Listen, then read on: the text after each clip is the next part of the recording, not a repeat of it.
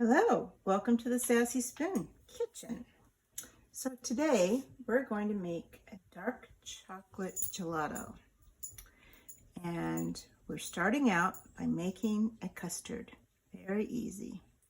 This is the same basic principle no matter what kind of gelato you're making. And I'm making it with 2 cups of cream and 4 egg yolks. Sometimes I make it with whole eggs, but today I'm making this with egg yolks. It's a little richer because of the chocolate. So we're heating up the egg and we're adding a 1/2 cup of sugar.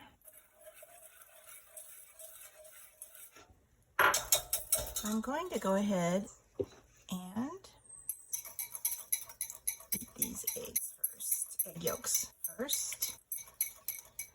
I'm going to gently add them in, as if I were putting them in one at a time, though I'm not. And I'm going to turn this burner down to very medium low. Not quite on low, but medium low. And I'm going to bring it up to 170 degrees, not above that. And here I have 4 ounces of good chocolate. This is semi-sweet chocolate, but 4 ounces, and I'm going to cut it up so it will melt faster. You could use chocolate chips if you want.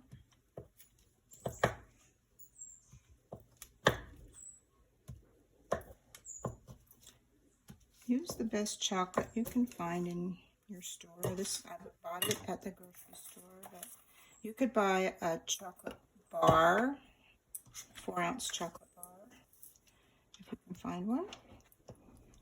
Or you can buy,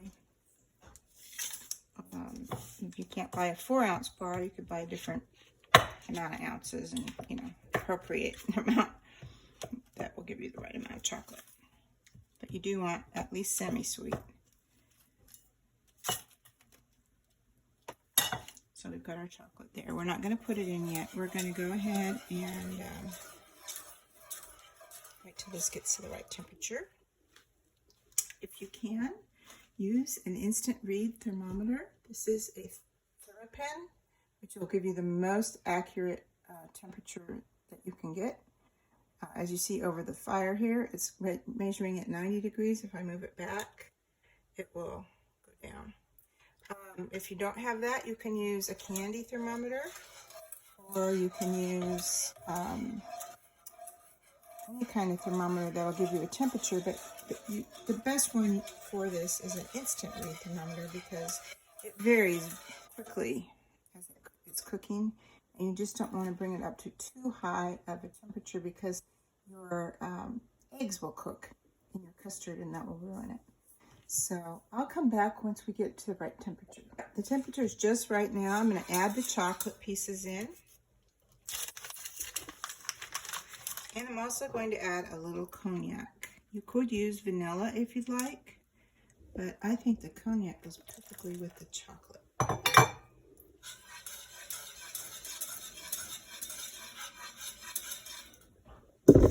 Oops, sorry. Or you could add both. My vanilla is made with rum. It's a nice flavor too. You could also add orange liqueur if you like that.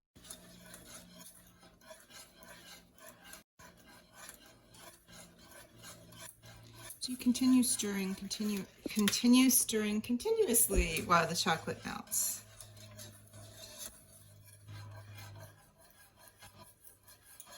You should achieve a nice dark brown color.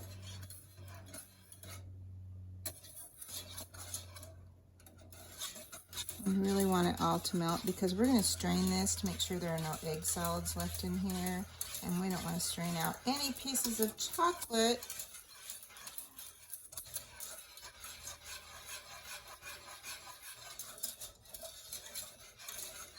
Looking pretty good.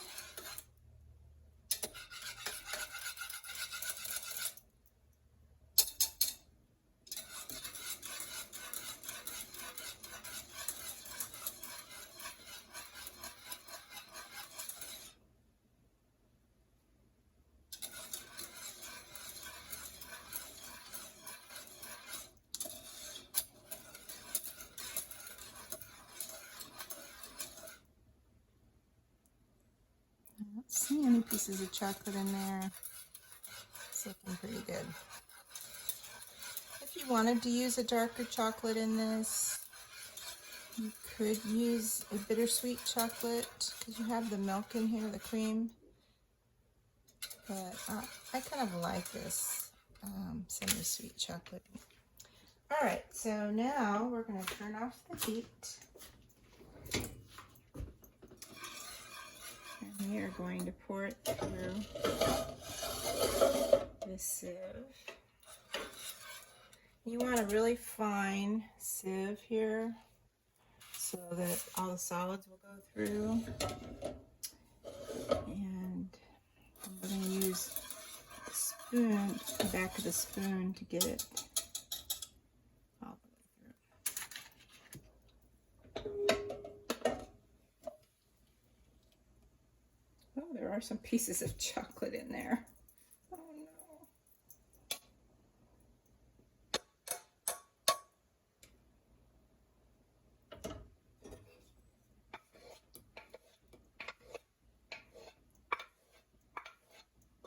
Let's see if we can push them through. I don't know if they will go through. There's not that many.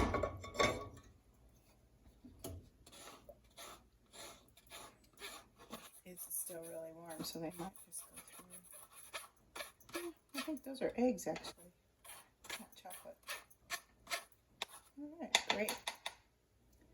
So there will be some left on the back side of this. We want to get every little bit through there. And if you have a hungry husband waiting aside, as soon as it's cooled off a little bit, I might let him have a lick. I don't know. Anyway, so now we're going to take this mixture and put it in the ice cream machine. Now, if I have an Italian Gelato Machine that has a compressor, and it will automatically cool this mixture down to freezing.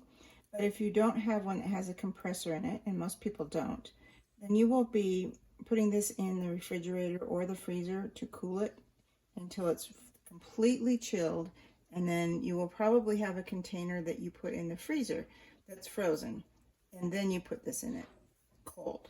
So if that's the case, then please do that now, and in about an hour or two you can put it in your machine and get it running. So excuse me while I take this over. All right, I'm going to pour it in now.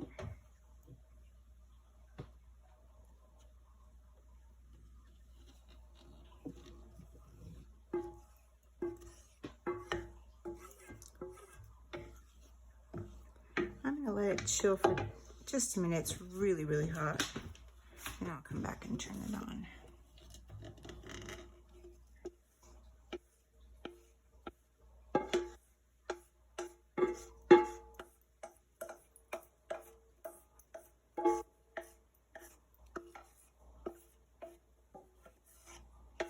It doesn't fill it all the way to the top because we don't want it to overfill. As it chills, it will expand, and you want room enough for it to turn around. It smells really good.